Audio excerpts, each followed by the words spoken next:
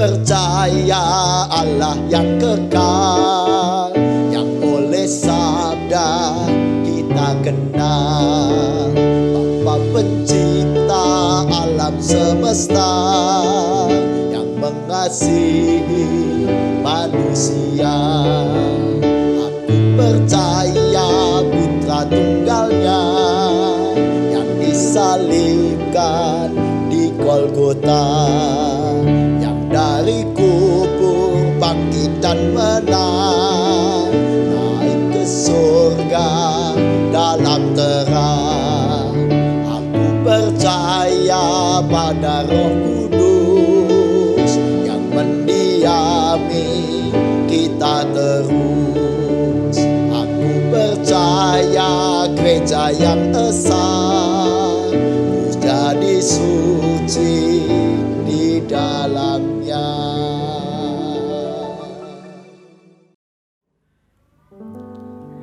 Shalom, saudara yang terkasih di dalam Tuhan Yesus Kristus dimanapun Anda berada. Kita bersyukur atas berkat, atas kasih dan anugerah yang boleh Tuhan limpahkan kepada saya dan saudara. Mari kita mau bawa pujian kita dalam ibadah Innovative Generation dengan bersama-sama menyatakan bahwa pertolongan kita adalah di dalam nama Tuhan yang menjadikan langit dan bumi.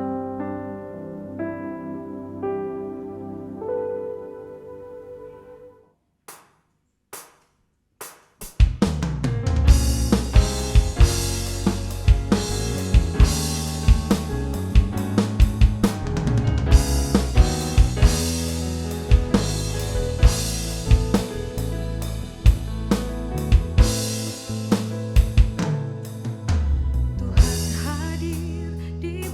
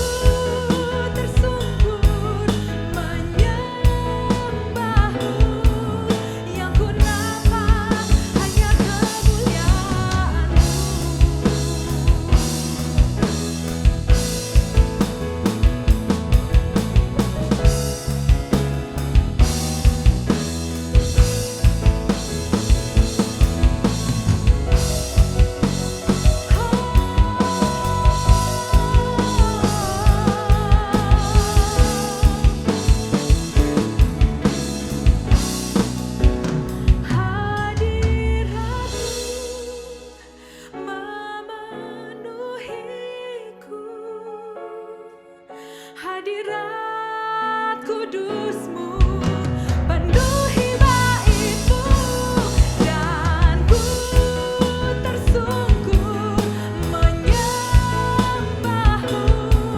Yang ku nampak hanya kemuliaan-Mu. Hadirat-Mu memenuhiku, hadirat kudus-Mu penuhi bait-Mu, dan ku tersungkur menyembah-Mu. Yang ku nampak hanya kemuliaan-Mu, yang ku nampak hanya kemuliaan-Mu,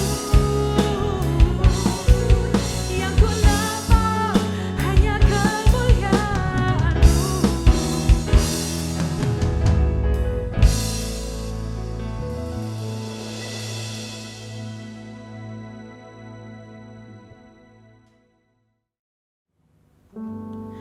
Mari kita datang kepada Tuhan untuk mengaku dosa dan memohon pengampunan.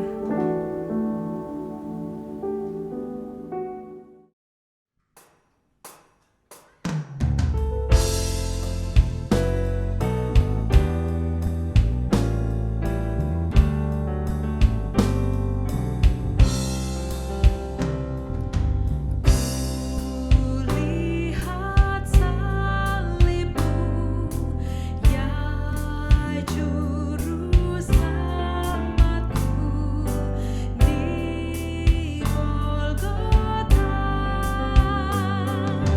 Terimalah doaku, hapuskan dosaku. Akulah milik-Mu selamanya.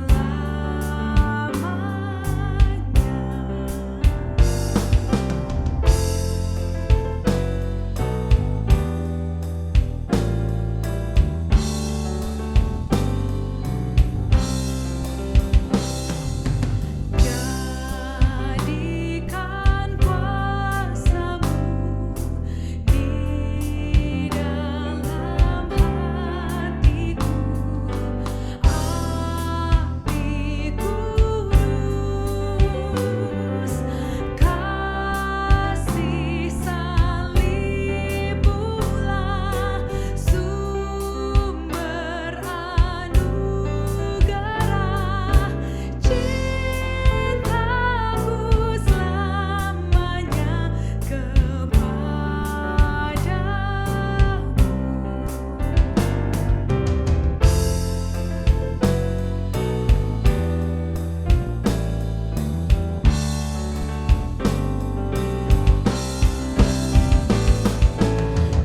Di dalam bayang maut, Tuhan tetap Engkau harapanku.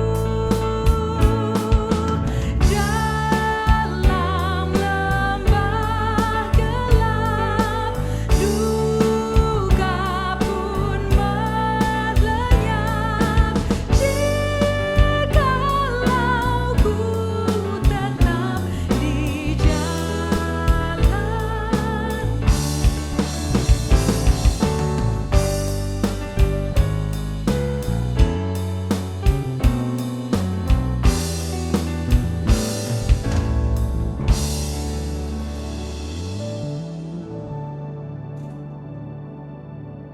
Tuhan, dengarlah dan ampunilah kami.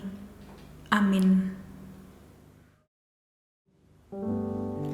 Kita bersyukur atas anugerah keselamatan dari Tuhan yang memberi pengharapan sebagaimana tertulis di dalam 1 Petrus pasal 1 ayat 3. Terpujilah Allah dan Bapa Tuhan kita Yesus Kristus yang karena rahmat-Nya yang besar telah melahirkan kita kembali oleh kebangkitan Yesus Kristus dari antara orang mati kepada suatu hidup yang penuh pengharapan.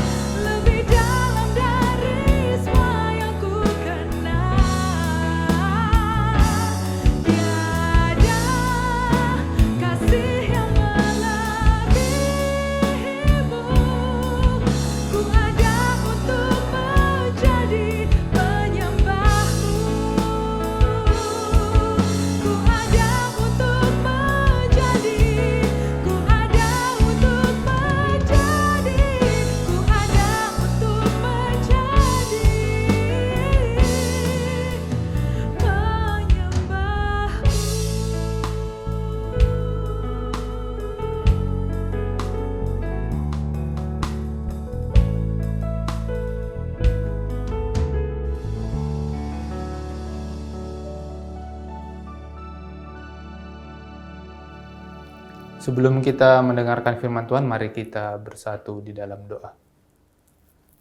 Ya Allah, Bapa kami yang kami kasihi dan yang mengasihi kami, kembali kami bersyukur pada Bapa untuk penyertaan-Mu pada kami, hingga di saat ini kami bisa melaksanakan ibadah secara virtual ini ya Bapa. Kiranya Kau berkati hati dan pikiran kami, agar kami bisa benar-benar hadir melalui tayangan YouTube ini, dan kami bisa mendengarkan firman-Mu, kemudian belajar dari firman-Mu. Kau berkati juga hamba-Mu ini yang akan menyampaikan firman, kiranya apa yang disampaikan bisa menjadi berkat bagi kami semua, agar kami bisa menjalani kehidupan kami sehari-hari sesuai dengan ajaran-Mu.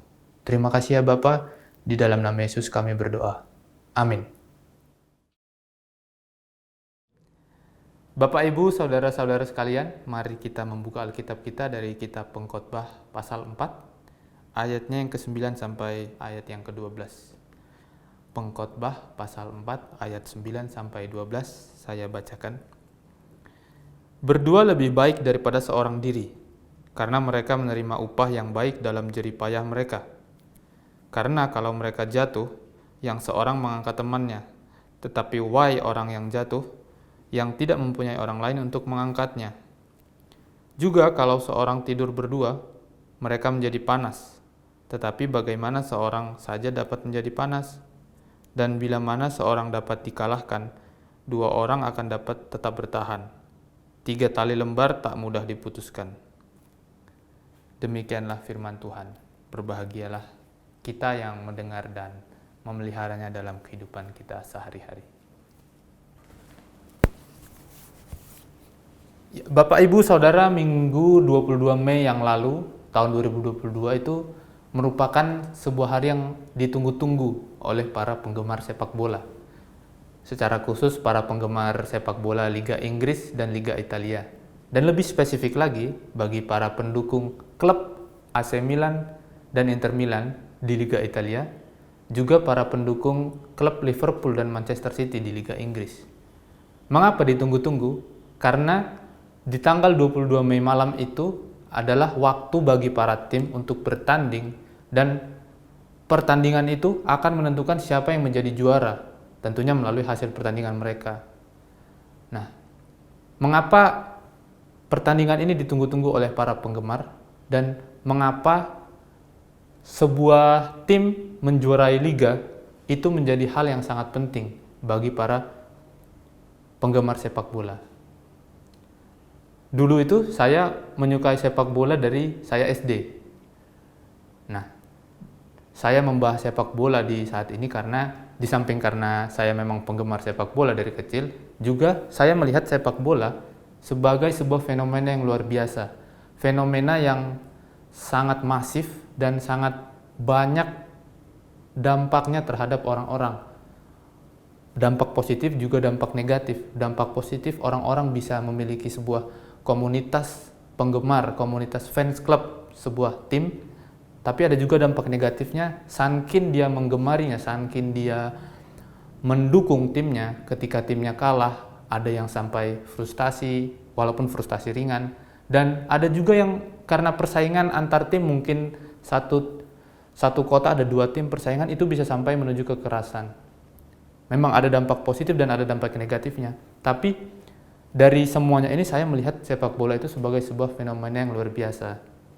Seberapa masif bisa kita lihat itu kalau kita setiap 4 tahun sekali itu ada Piala Dunia, dan di setiap 4 tahun sekali juga ada Piala Eropa. Mungkin Piala Dunia itu terakhir 2018, lalu biasanya 2 tahun kemudian itu Piala Eropa, dan kemudian begitu seterusnya 2 tahun kemudian Piala Dunia.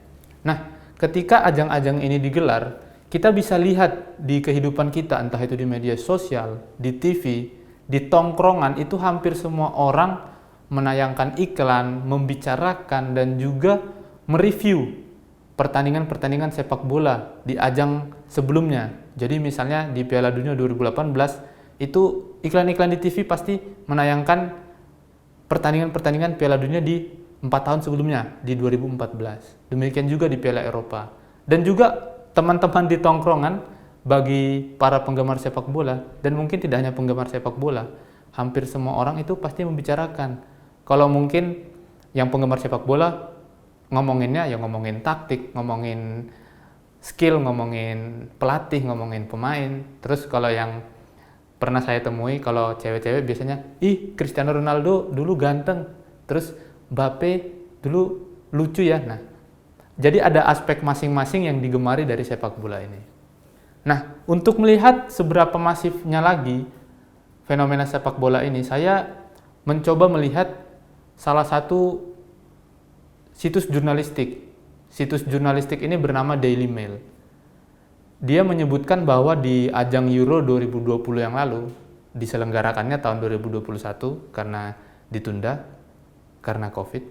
Nah, ajang itu memiliki jumlah penonton secara total keseluruhan dari hari pertama sampai hari final itu ada 5,23 miliar orang.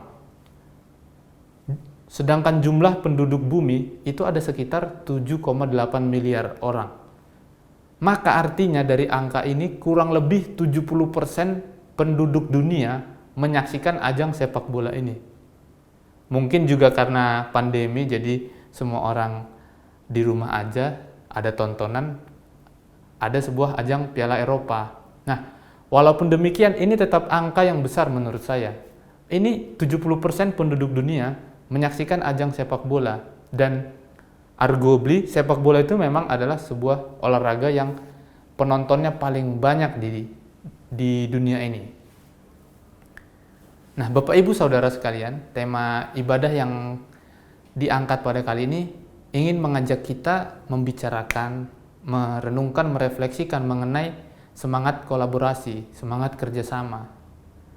Bacaan kita tadi juga yang diambil dari kitab Pengkhotbah pasal 4 menyampaikan betapa pentingnya ketika kita hidup bersama orang lain, kita bekerja sama dengan orang lain.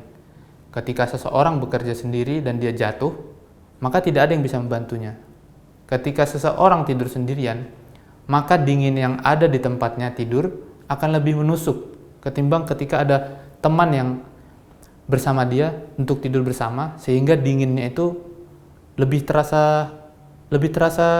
terasa. Jadi saling berbagi kehangatan. Juga ketika seseorang berhadapan dengan musuh, akan lebih sulit baginya kalau dia menghadapinya sendirian. Dari pengkhotbah tadi disampaikan tiga tali itu lebih sulit diputuskan daripada satu. Nah, mengapa di awal tadi saya membahas sepak bola?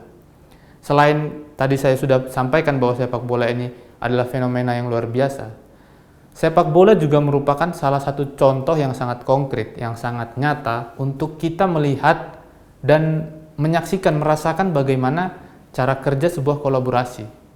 Dalam sebuah tim sepak bola itu ada pelatih, ada pemain, pelatih juga memiliki staff-staffnya yang masing-masing memiliki peran, ada yang khusus atensinya untuk mengatur pertahanan, ada yang mengatur pemain tengah, ada yang mengatur pemain penyerang, ada yang staf kesehatan dan lain-lainnya. Begitu juga dengan pemain. Pemain juga masing-masing memiliki peran. Ada yang tugasnya bertahan, ada yang tugasnya menyerang, ada yang tugasnya mengatur bola. Maka sangat banyak orang yang terlibat di dalamnya. Namun kolaborasi itu tidak sampai di situ saja.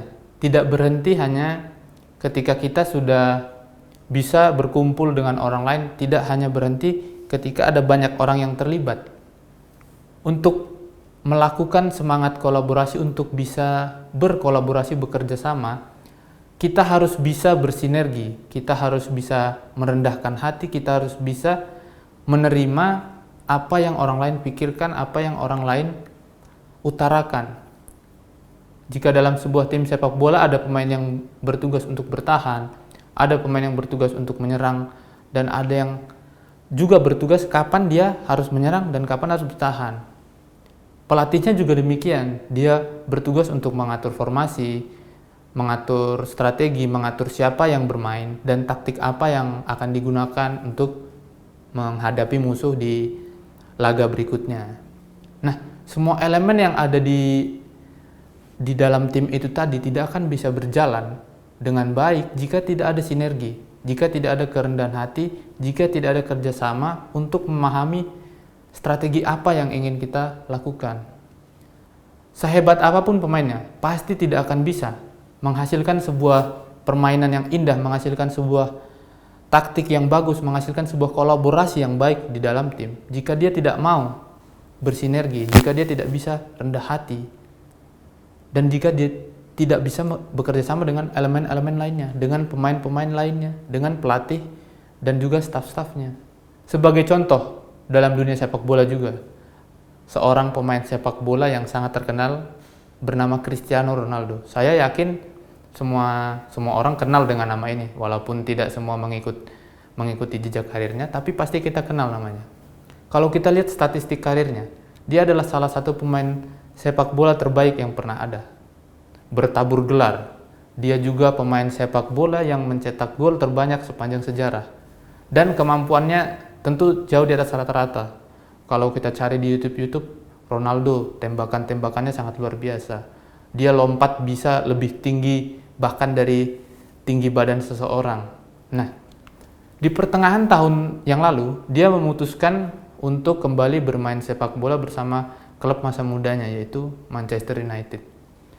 Sejagat dunia sepak bola bergetar karena dianggap, dia pulang kampung gitu ya, dan dianggap akan membawa Manchester United ini bisa berjaya kembali. Namun apakah benar terjadi? Apakah dia bisa membawa Manchester United berjaya kembali? Ternyata tidak. Sebelumnya saya minta maaf ya kalau ada fans yang tersinggung. Ini ilustrasi saja. Hal ini merupakan ilustrasi bahwa pemain yang adalah pemain terhebat pun, ya arguably pemain terhebat, setidaknya dia pemain dengan gol terbanyak sepanjang sejarah. Itu adalah suatu statistik yang hebat. Nah, pemain sekelas Cristiano Ronaldo pun tidak bisa memberikan hasil yang baik bagi timnya karena ketidakmampuannya untuk bersinergi, bekerja sama, berkolaborasi. Yang memang tidak hanya dari diri Ronaldo saja, tapi juga satu timnya. Bersinergi, bekerja sama, dan berkolaborasi itu artinya kita sadar penuh bahwa kita hidup bersama orang lain. Kita sadar penuh bahwa kita di dalam satu tim itu ada orang lain. Di dalam satu komunitas itu ada orang lain. Kita sadar penuh bahwa kita membutuhkan orang lain. Dan sebagai sebuah komunitas, kita sadar penuh bahwa setiap kita itu memiliki peran, kemampuan, bakatnya masing-masing. Jika kita analogikan komunitas kita sebagai sebuah tim sepak bola, komunitas apapun. Yang pertama, kita harus sadar bahwa kita akan bermain bersama dengan orang lain. Kita harus sadar bahwa komunitas ini tidak hanya kita dan tidak milik kita sendiri. Yang kedua, kita harus sadar bahwa kita membutuhkan rekan-rekan kita, teman-teman kita untuk saling mengumpan bola hingga kemudian kita bisa mencetak gol. Kita harus sadar bahwa kita tidak akan mampu melakukan semuanya sendirian, sehebat apapun kita. Dan kemudian kita harus sadar, apakah kita mampu menjadi pemain belakang, kita mampu menjadi pemain tengah, atau kita mampu menjadi pemain depan. Kita harus sadar dengan potensi diri kita, apa yang kita bisa, apa yang menonjol dari diri kita, untuk kemudian kita bisa melengkapi kekurangan orang lain, untuk kemudian kita bisa saling melengkapi, untuk kemudian kita bisa saling bertukar pikiran. Apakah hal-hal tersebut mudah dilakukan? Tentu tidak. Karena di setiap kita, setiap manusia itu punya ego, punya ideanya masing-masing, punya prinsipnya masing-masing, dan itu bukanlah hal yang buruk atau salah. Justru itu adalah sebuah perayaan keberagaman di dalam dunia ini. Layaknya pemain sepak bola, hal-hal tersebut pun perlu dilatih terus-menerus. Ketika pemain sepak bola mereka latihan lari, mereka latihan menendang setiap hari. Maka kita sebagai sebuah komunitas, kita harus melatih rasa-rasa yang kita punya. Kita harus bisa melatih untuk menghargai, untuk bersinergi dengan orang lain. Kita harus tahu kapan kita harus ikhlas, kita harus rendah hati, dan kita harus bisa mengesampingkan ego, idea, atau prinsip kita, hingga kita bisa menjalankan kehidupan sebagai sebuah komunitas, sebagai sebuah gereja lebih spesifik, sebagai pengikut-pengikut Yesus. Jika Yesus adalah pelatih dalam kehidupan kita, maka kita harus terus berlatih apa yang telah diajarkan, apa yang telah diteladankan oleh Yesus, hingga kita bisa menjadi bagian dari timnya untuk turun ke lapangan hijau dan bermain sesuai dengan ajaran Yesus. Amin. Tuhan memberkati.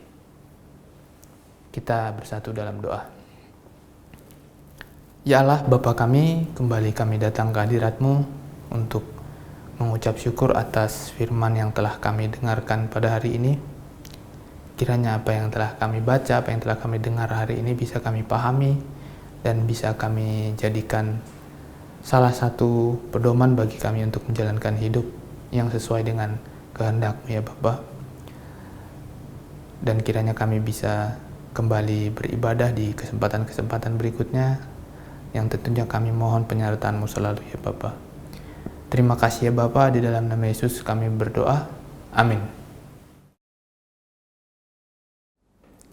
Mari kita bersama-sama berdoa, syafaat kita, dan kita berdoa juga untuk persembahan kita. Mari kita berdoa. Bapa dalam surga, terima kasih Tuhan. Pada saat ini kami menaikkan doa-doa syafaat kami.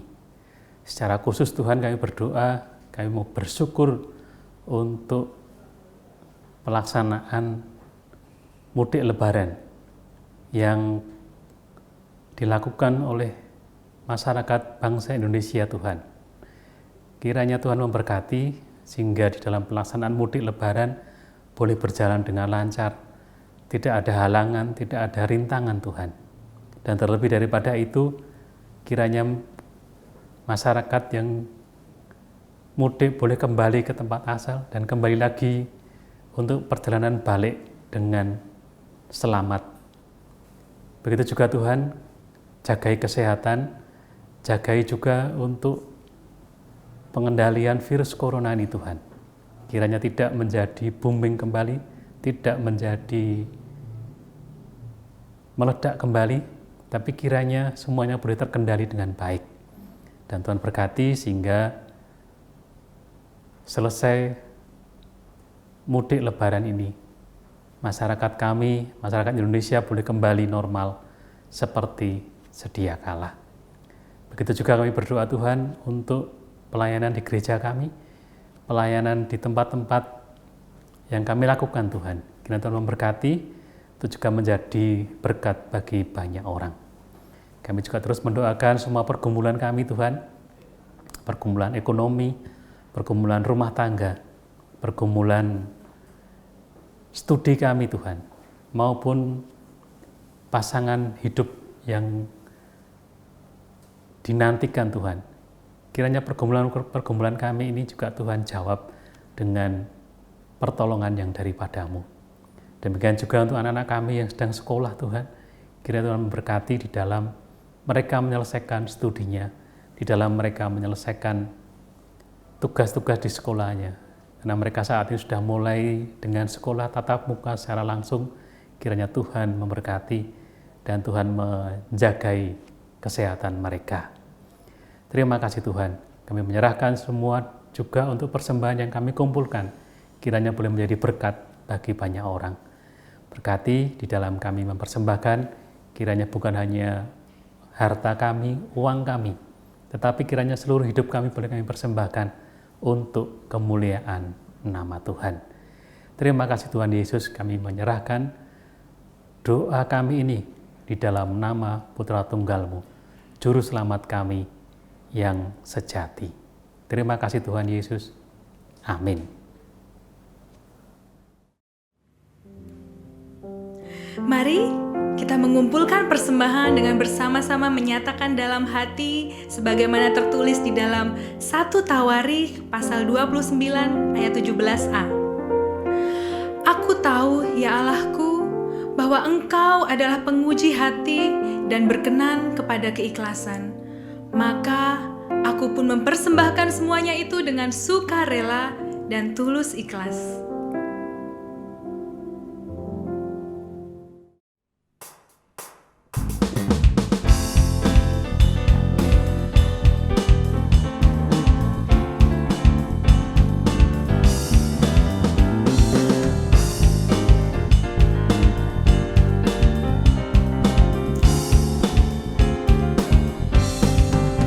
Betapa kita tidak bersyukur, bertanam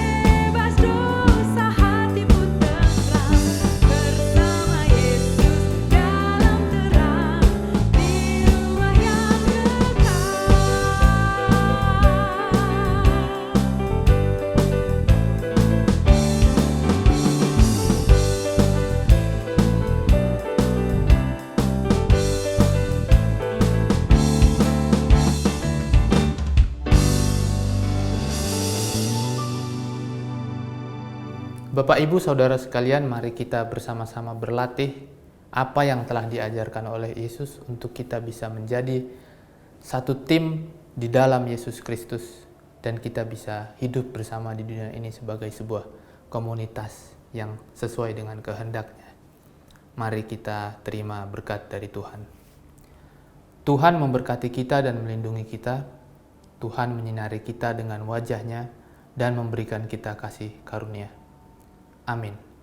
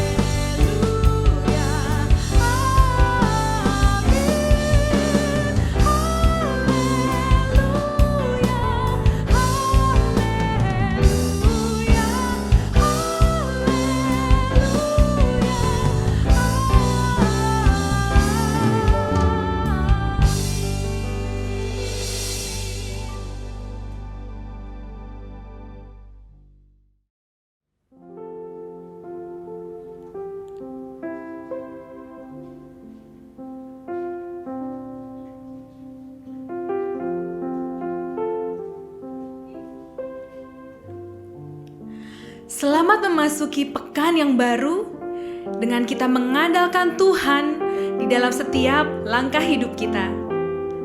Tuhan Yesus memberkati.